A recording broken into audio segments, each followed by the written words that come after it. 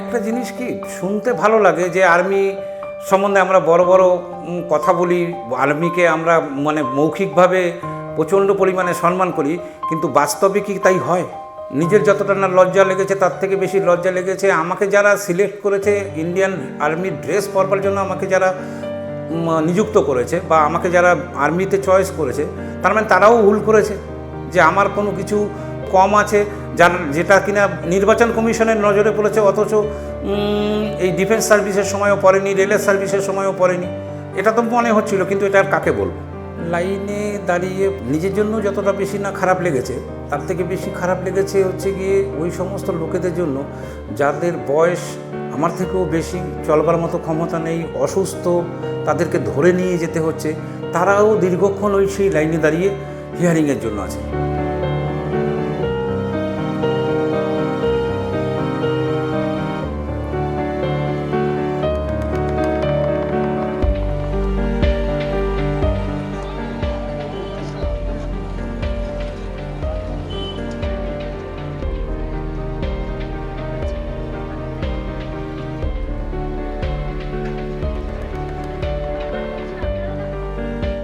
এক সময় তিনি দেশের সীমান্তে দাঁড়িয়েছিলেন, আজ দাঁড়িয়ে আছেন SIR এর শুনানির লাইনে। তার বয়স 63, নাম কমল কৃষ্ণ দাস। জীবনের প্রায় 2 দশকেরও বেশি কেটেছে ভারতীয় সেনার পোশাকে, সিগন্যাল কর্পসের একজন নায়ক হিসেবে। কার্গিল যুদ্ধের সময় কুপওয়ারার মতো এক বিপজ্জনক সীমান্ত এলাকায় দাঁড়িয়েছিলেন তিনি, যেখানে এক মুহূর্তের ভুল মানেই প্রাণের ঝুঁকি। দেশের মানুষ যাতে নিশ্চিতভাবে ঘুমোতে পারে এই বিশ্বাসেই দিনের পর দিন তিনি পাহারা দিয়ে এসেছেন। আজ হাতে কোনো অস্ত্র নয়, কাঁধে কোনো ব্যাজ নয়, শুধু এক থলি কাগজ আছে তার সঙ্গে। নির্বাচন কমিশনের ডাকে হাজির হয়ে তাকে প্রমাণ করতে হচ্ছে তিনি আদেও এই দেশের বৈধ ভোটার কিনা। প্রথম থেকেই নির্বাচন কমিশন বলে এসেছে এই যে SIR, that is special intensive revision, এর যে এক্সারসাইজটা হচ্ছে সেটা করা হচ্ছে ভোটার তালিকা শুদ্ধিকরণের জন্য। কিন্তু এই প্রতিক্রিয়ার মধ্যেই উঠে এসেছে এক অস্বস্তিকর বাস্তবতা। 18 বছর দেশের সেবা করে দেশের ইউনিফর্ম পরার পরে একজন ইন্ডিয়ান আর্মি ভেটারানকে আজকে ইলেকশন কমিশন তলব করেছে শুনানির জন্য। তাকে আজকে প্রমাণ করতে হবে যে তিনি এই দেশের বৈধ একজন ভোটার। ইলেকশন কমিশন বারংবার বলে এসছে যে ভোটার লিস্ট শুদ্ধিকরণ হচ্ছে এবং কোনো অবৈধ ভোটারকে এখানে রাখা হবে না। আমার এখানে একটাই প্রশ্ন তোমার কাছে, সেটা হচ্ছে তুমি একজন ইন্ডিয়ান আর্মি ভেটারান, তুমি নেশন সার্ভ করেছো 18 বছরের উপরে, আজকে তোমার অ্যাজ আ ভোটার লেজিটিমেসি নিয়ে প্রশ্ন উঠছে। না, আমাকে লিখেছে, এবার তাদের কাছে কি ডকুমেন্ট, আমার কাছে প্রথম কথা হচ্ছে গিয়ে যে ডকুমেন্ট দুটো বলেছে যে আমার এই দুটো আছে, তাতে হাস্যস্কর ব্যাপার। বাবারটা মেনে নিলাম যে তার জায়গায় হয়তো কুমারের জায়গায় কুমারটা আসেনি, কিন্তু আমার দাদুর সঙ্গে আমার বয়সের ডিফারেন্স দিয়েছে 40 বছর। তারা কোথা থেকে আমার দাদুর বয়স পেল? আর যদি এখন যদি আমার দাদুর কোনো প্রমাণপত্র আনতে হয়, তাহলে আমি নির্বাচন কমিশনকে বলবো আমাকে কিছুদিনের জন্য উপরে পাঠিয়ে দিন, আমি তার কাছ থেকে তার ডকুমেন্টটা নিয়ে আসবো। কারণ আমার বাবাও বেঁচে নেই, আমার মাও বেঁচে নেই, তার আমি তো তার জন্ম তারিখ কোথা থেকে পাবো না। তাহলে আমি কদিনের জন্য উপরে যাই, টেম্পোরারি ডিউটি হোক, ইডি ডিউটি হোক, ইয়ারি ডিউটি হোক, একটা কিছু ডিউটিতে তার কাছ থেকে নিয়ে আসি, তো কমসে কম আমার দাদুর সঙ্গে একবার দেখা হয়ে যাবে আমার। আমি নিজে জানি না আমার দাদুর ডেট অফ বার্থ কবে, আমার ডিফারেন্স দেখিয়েছে 40-এর নিচে। How is it possible? লাইনে দাঁড়িয়ে থাকতে থাকতে স্পষ্ট হয়ে ওঠে এই লড়াইটা শুধু নায়ক দাসের নয়। কলকাতার বেহালার এক শুনানি কেন্দ্রে শত শত মানুষ দাঁড়িয়ে আছেন, তরুণ, বৃদ্ধ, অসুস্থ, দুর্বল, সবাই হাতে শক্ত করে ধরা কাগজ, চোখে অনিশ্চয়তা। লাইন এগোয় না বললেই চলে, ঘন্টার পর ঘন্টা কেটে যায়। অভিযোগ একটাই, অব্যবস্থা আর উদাসীনতা। আপনি কতক্ষণ লাইনে অনেকক্ষণ দাঁড়িয়ে আছি, কোনো রেস্ট্রিকশন নেই ম্যাডাম, কোনো রেস্ট্রিকশন নেই। ফালতু পাবলিক হ্যারাসমেন্ট করছে, আর ওখানে ভদ্রলোকদের আসছে ওই ওনাকে যেরকম রেফারেন্স করে সব ঢুকিয়ে দেওয়া হচ্ছে। কটা থেকে বসে রয়েছে সেই সব 2:30 থেকে লাইন, এক ফোটায় গয়নি। ছবির লাইন বেড়ে যাচ্ছে, তো এখানে লাইন নেই। কোথা দিয়ে ঢুকছে দেখুন, বলুন একটা দুটো লাইন কোথায়, দুটো লাইন কোথায়? একটা পার্টের তো কাজ হচ্ছে না এখানে মিনিমাম 10 থেকে 12টা পার্টের কাজ চলছে। তা লাইন তো করতে হবে সেইভাবে, রুম শেয়ার করতে হবে সেইভাবে, যে একটা একটা বয়স্ক লোকগুলো কীভাবে ঢুকবে, কীভাবে বেরোবে। আমার তো ছবি উঠেছে, নাম উঠেছে লিস্টে, তারপরেও ডেকেছে কেন জানি না। একবার বলছে অ্যাডমিট কার্ড দিলে হবে, পরে আবার খবরে শুনলাম অ্যাডমিট কার্ড গ্রাহ্য না। তাহলে কি চাইছে ওরা? মনে শান্তি নেই মা। সময় গড়িয়ে যায় আর দিনের আলো ধীরে ধীরে নরম হয়ে আসে। সন্ধে নামে, কিন্তু লাইনের কোনো শেষ দেখা যায় না। উল্টে আরো মানুষ এসে দাঁড়ান, ভিড় ঘন হয়, ক্লান্তি জমতে থাকে, তবুও নায়ক দাস লাইনেই দাঁড়িয়ে থাকেন। অবশেষে যেন এক অনন্ত অপেক্ষার পর নায়ক দাসের যাচাই প্রক্রিয়া শেষ হয়। তিনি শুনানি কেন্দ্র থেকে বেরিয়ে আসেন, মুখে স্বস্তি নয়, কোনো উচ্ছ্বাস নয়, শুধু নীরবতা। তখন অনেক রাত হয়েছে, তাই সেদিন তার সাথে কথা বলার সুযোগ হয়নি।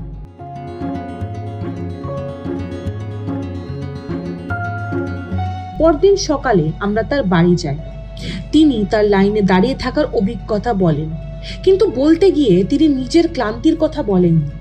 তার মনে সবচেয়ে গভীর ছাপ ফেলেছে অন্যদের ছবি দেখে।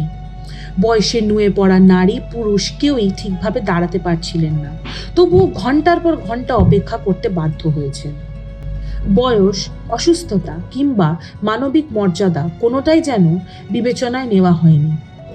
যেন ধরে নেওয়া হয়েছে মানুষ পারবে, আর মানুষকে পারতেই হবে।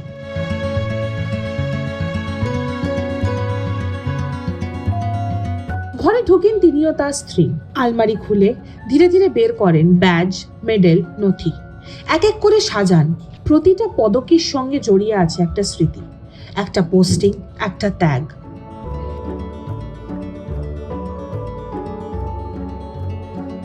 একসময় যাকে দেশের রক্ষার দায়িত্ব দেওয়া হয়েছিল, আজ তাকেই প্রমাণ করতে হচ্ছে তিনি এই দেশের ভোটার। একজন সেনার ক্ষেত্রে ক্ষতিটা শুধু একদিন লাইনে দাঁড়ানোর নয়, তা রয়ে যায় ফিসফিসানিতে, চাহনিতে, ধীরে ধীরে মর্যাদার ক্ষয়।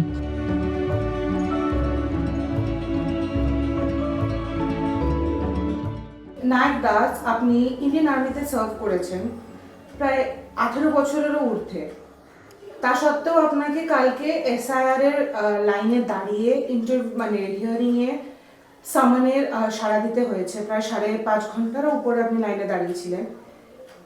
তারপরে আপনার প্রতিক্রিয়াটা কি?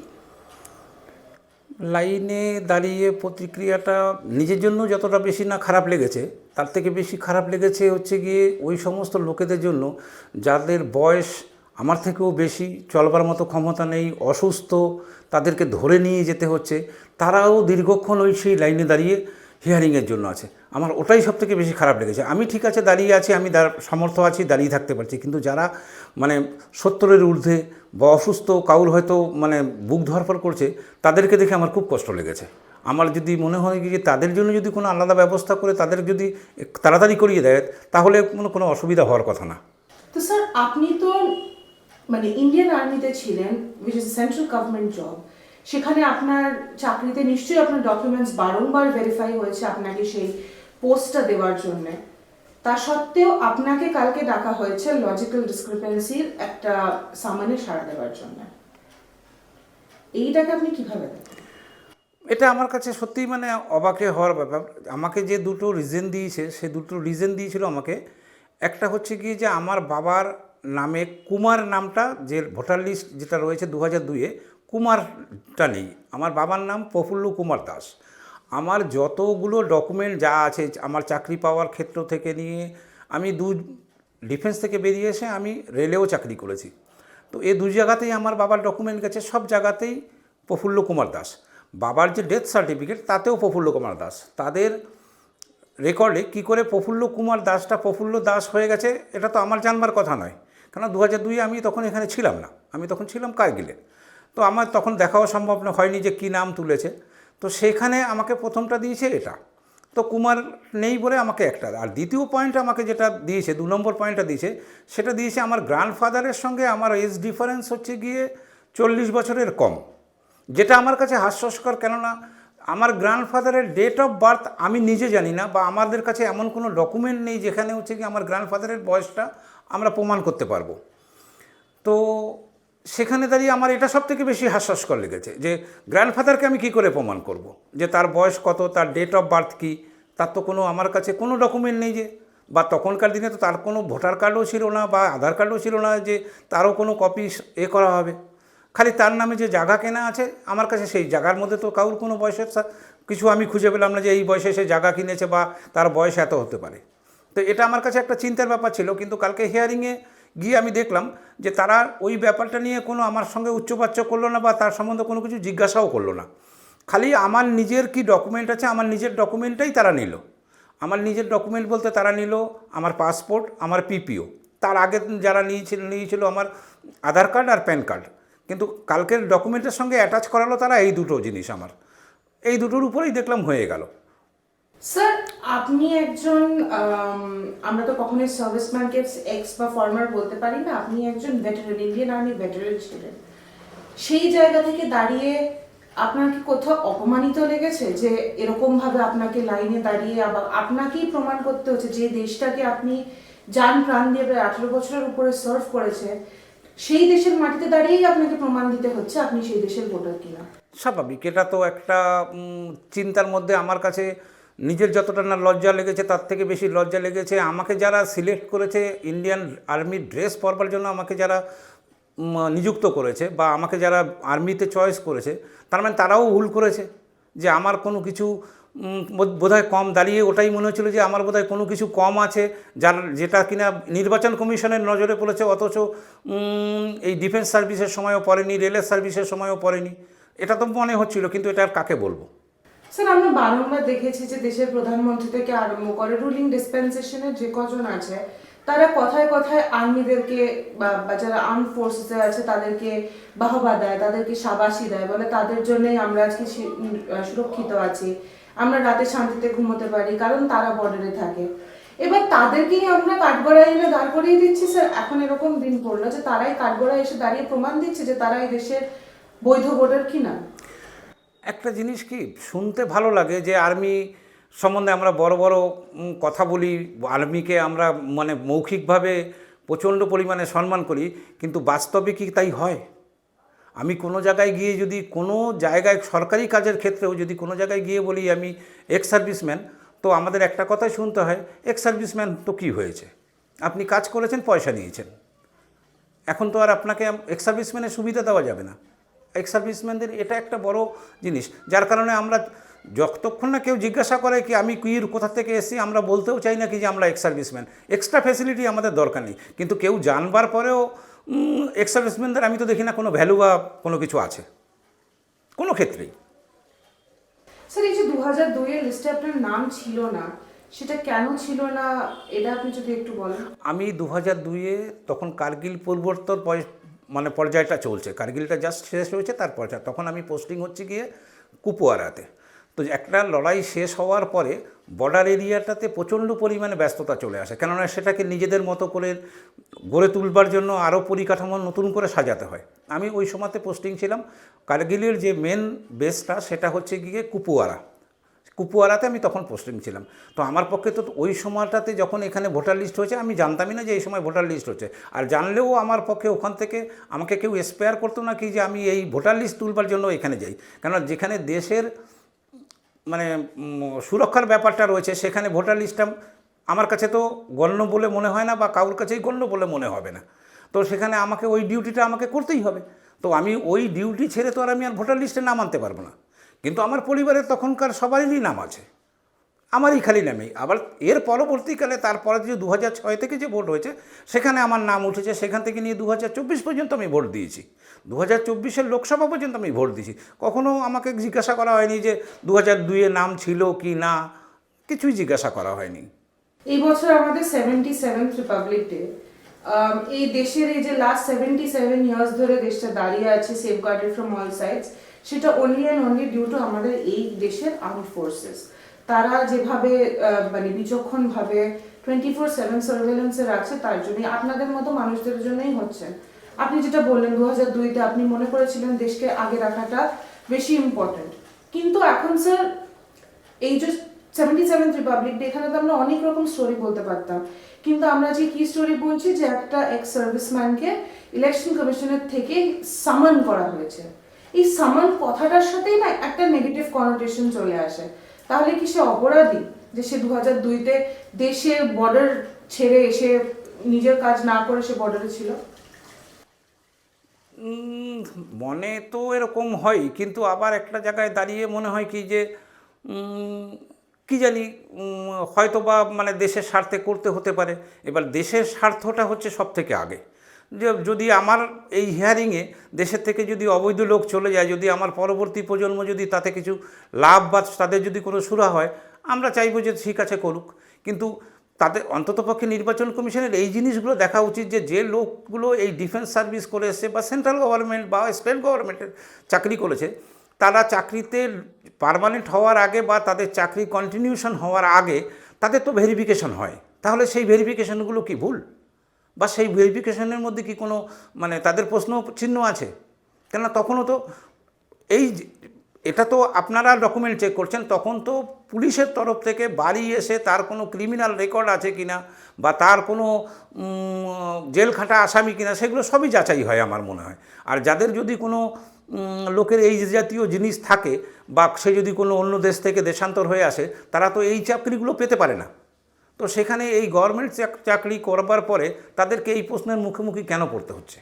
স্যার দেখুন, আপনি যতই বলবেন যে আপনার এটাতে কিছু এসে যায় না, আপনার কাছে ইনাফ কাগজ আছে, কোনো প্রবলেম নেই, কিন্তু মানুষের মুখে মুখে তো কথা ছড়া। এই যে আপনাকে কালকে হিয়ারিংয়ে যেতে হলো, নিশ্চয়ই আপনার পাড়া প্রতিবেশীর মধ্যে এটা নিয়ে কথাবার্তা হয়েছে, কারণ বারংবার বলা হচ্ছে যে যাদেরকে মানে এখানে যারা মানে মেন লোক মানে এখানকার যারা ভোটার, তাদের কোনো চিন্তা নেই, শুধু বাংলাদেশি রোহিঙ্গাদেরই চিন্তা আছে। তো সেইভাবে দেখতে গিয়ে আপনার কি কোথাও লজ্জিত লেগেছে ব্যাপারটা? নেই লজ্জিত লাগলেও বা এখানে তো কিছু করার নেই, ডেকেছে সেটা যেতে হবে আমাকে। সেখানে আমার লজ্জাটাকে নিজের মনের মধ্যেই চেপে রাখতে হবে। মানে যারা জানতো কি যে এর আর্মিতে সার্ভিস করে এসে, তারা হয়তো মনে করবে তাহলে কি এই আর্মিতে চাকরি করতে ভুল